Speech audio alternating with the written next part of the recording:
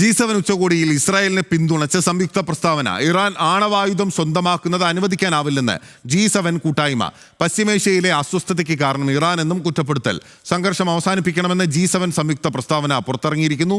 വിവരങ്ങളുമായി ഇന്റർനാഷണൽ ഡെസ്കിൽ നിന്ന് ഓഗസ്റ്റ് സെബാസ്റ്റ്യനാണ് നമുക്കൊപ്പം ഉള്ളത്. ഓഗസ്റ്റ് സെബാസ്റ്റ്യൻ, ഇപ്പോൾ G7 ഏകകണ്ഠമായി ഇസ്രായേലിന് പിന്തുണ അറിയിക്കുകയാണ്.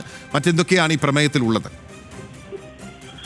ബിനിൽ, നേരത്തെ തന്നെ ഇസ്രയേൽ ഇറാന്റെ ആണവ പദ്ധതിയുമായി മുന്നോട്ട് വെച്ചിട്ടുള്ള ആശങ്കകൾക്ക് ഒരു അന്താരാഷ്ട്ര പിന്തുണ അത് വ്യക്തമായ നിലയിലേക്ക് എത്തുന്നു. അതായത് ഒരു അന്താരാഷ്ട്ര രാജ്യങ്ങളുടെ അന്താരാഷ്ട്ര കൂട്ടായ്മ തന്നെ ഇത് സംബന്ധിച്ചൊരു കൃത്യമായ നിലപാട് പ്രഖ്യാപിക്കുന്നു. നേരത്തെ മറ്റു രാജ്യങ്ങളൊക്കെ തന്നെ വ്യക്തിഗതമായി ഈ പ്രശ്നത്തിൽ, അതായത് ഇറാൻ ഇസ്രയേൽ സംഘർഷത്തിൽ വ്യക്തിഗതമായി ഇസ്രയേലിന്റെ ആശങ്കകൾക്കൊപ്പം നിൽക്കുന്ന നിലപാടെടുത്തുവെങ്കിൽ ഇപ്പോൾ കാനഡയിൽ നടക്കുന്ന G7 ഉച്ചകോടിയിൽ രാജ്യങ്ങളൊക്കെ തന്നെ അത് കൂട്ടായി ചേർന്ന് സംയുക്ത പ്രസ്താവന പുറത്തിറക്കുകയും ആ സംയുക്ത പ്രസ്താവനയുടെ രാഷ്ട്രീയം നമ്മൾ ശ്രദ്ധിക്കുകയും ചെയ്യേണ്ടത് അതിൽ പറയുന്നത് ഇസ്രയേൽ ഇറാൻ സംഘർഷം അവസാനിപ്പിക്കണം, പക്ഷേ ഇറാൻ ആണവായുധം ഉണ്ടാക്കുക എന്നത് ഒരിക്കലും അനുവദിക്കാനാവില്ല. അതുകൊണ്ട് ഇസ്രയേലിനെ സ്വയം പ്രതിരോധിക്കാനുള്ള അവകാശമുണ്ട് എന്ന നിലയ്ക്ക് ഉള്ള പ്രസ്താവനയാണ് G7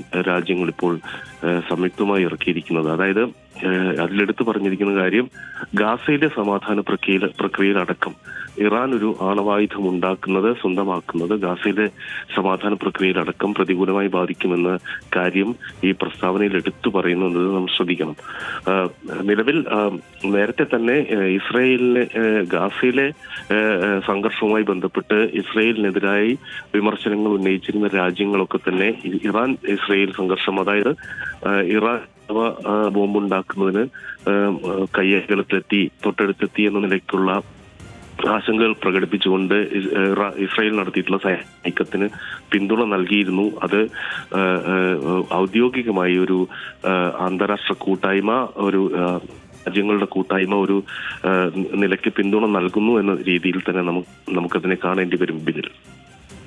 അപ്പോൾ ഇസ്രായേലിന്റെ പൂർണ്ണമായി പിന്തുണ നൽകുകയാണ് G7. ഓഗസ്റ്റ് സെബാസ്റ്റ്യൻ പറഞ്ഞതുപോലെ ഒരു അന്താരാഷ്ട്ര കൂട്ടായ്മയുടെ ഔദ്യോഗിക പിന്തുണ ലഭിക്കുകയാണ് G7 എന്നുള്ളതും പ്രധാനപ്പെട്ട കാര്യമാണ്. ഇറാൻ ആണവായുധം സ്വന്തമാക്കുന്നത് അനുവദിക്കാനാകില്ലെന്നും അവർ പറഞ്ഞു വെക്കുകയാണ്. ഓഗസ്റ്റ് സെബാസ്റ്റ്യനാണ് വിവരങ്ങൾ നൽകിയത്.